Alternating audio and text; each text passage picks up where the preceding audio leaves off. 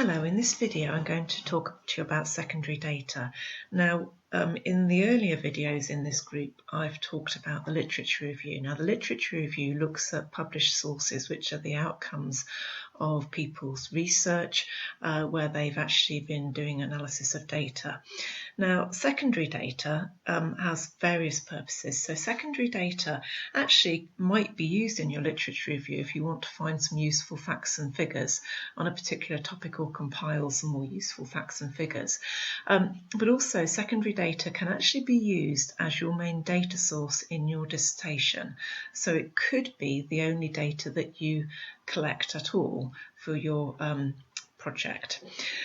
So secondary data is basically data that's been connected for another purpose. So obviously lots of organisations collect data, and in recent years, particularly British universities have been pushed to make sure that all the data they collect is available for other organisations to analyse, particularly if they've had funding from UK research councils. So we actually have a data repository at Bournemouth University that shares data that has been used in other studies. So, universities have a lot of data available.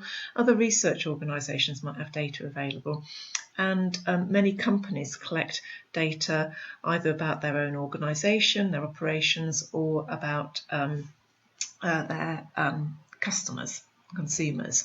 So there's a lot of data potentially out there that you could use, and it can save you a lot of time if you are able to access some of this data and reanalyse it. So for example, Bournemouth University collates all of its data on energy efficiency. So a student wanting to look at, for instance, like the carbon footprint of buildings could have access to that data.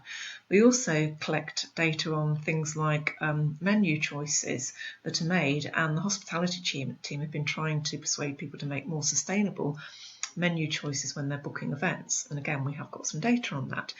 So this is materials that you might be able to gain access to, and you can reanalyse to address new objectives. So obviously people who've collated that data have often collected it for a particular purpose, but it often can be reused in different ways and help achieve other objectives. So lots of places have this data, research organisations obviously, and that's the link there is to what's called the Bournemouth University Border, which I can't remember what it stands for now, but it's basically our data repository. Other places there you can see government departments have a lot of data. Newspapers, they actually have a news archive, which can actually be very, very useful sometimes.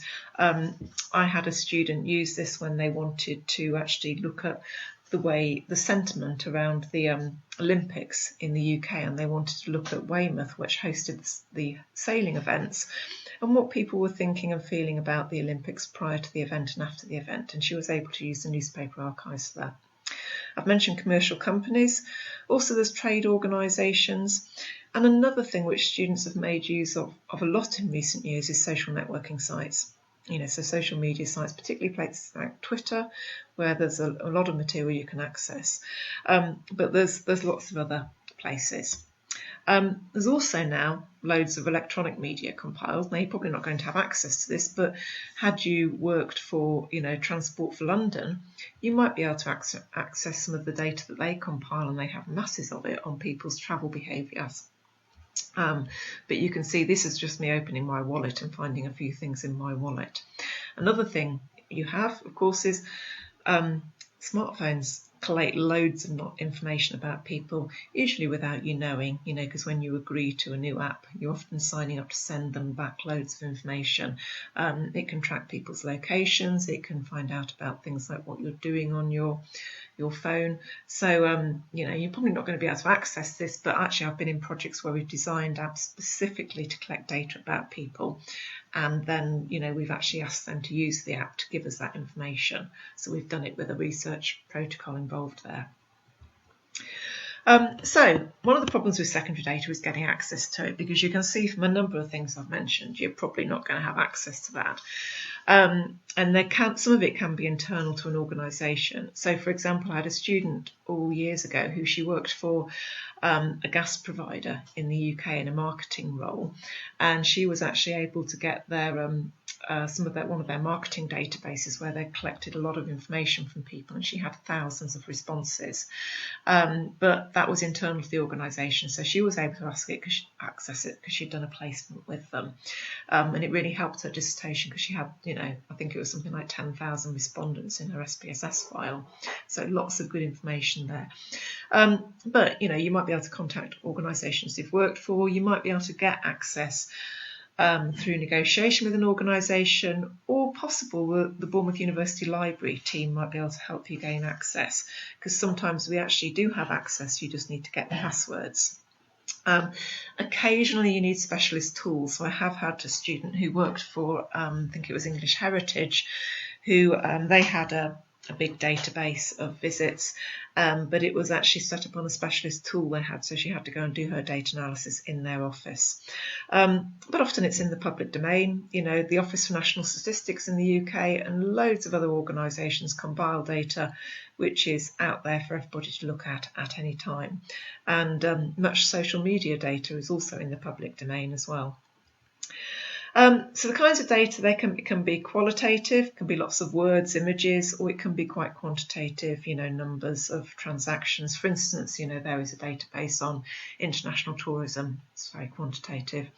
Can be very raw data. You can even sometimes get people's interview tapes or transcripts. And sometimes it's data where it's been compiled in some format, so it's in summary form. So it varies.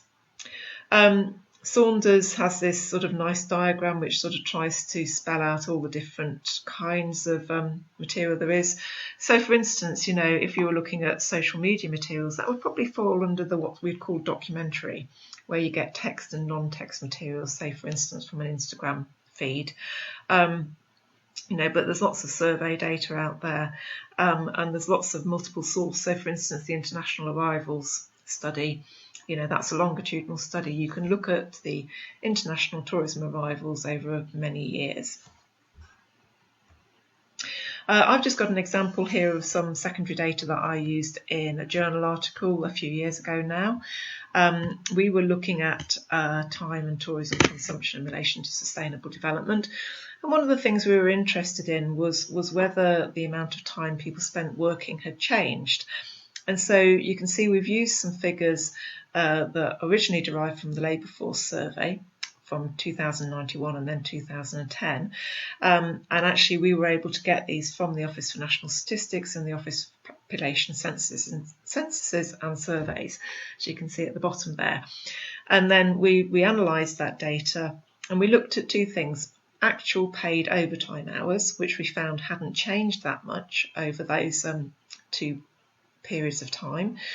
But actually the other thing was the unpaid overtime hours, which we found had gone up quite a lot, which is quite interesting. It's partly related to people changing different kind of jobs types and people working long hours because of sort of assumptions of what their colleagues are thinking about them. So that we saw that increase there, which implied people would have less leisure time and time for tourism consumption. So there's many advantages of secondary data. It can save you a lot of time and money, so less costly.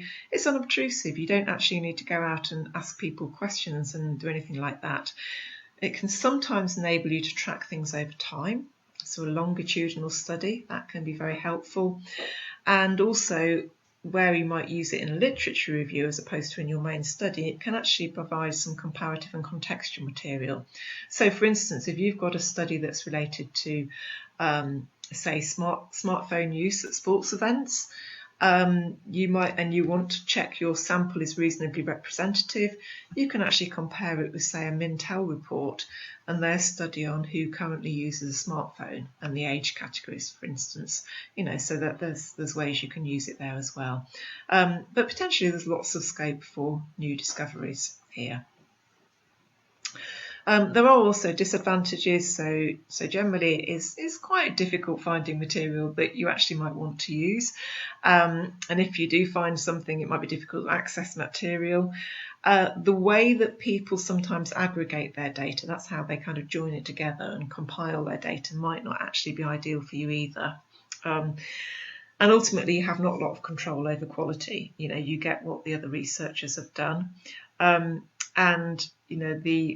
the purpose of that particular data collection may mean that it's structured in a particular way, which again is not very helpful to you.